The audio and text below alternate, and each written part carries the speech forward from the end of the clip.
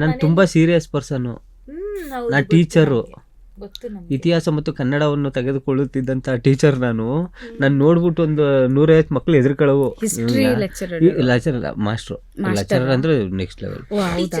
Teacher SSLC ಗಂಟನೂ ತಗೋತಿದ್ದೆ. MA B.Ed ನಂದು, D.Ed B.Ed ಎಲ್ಲ ಆಗಿದೆ ಆಯ್ತಾ.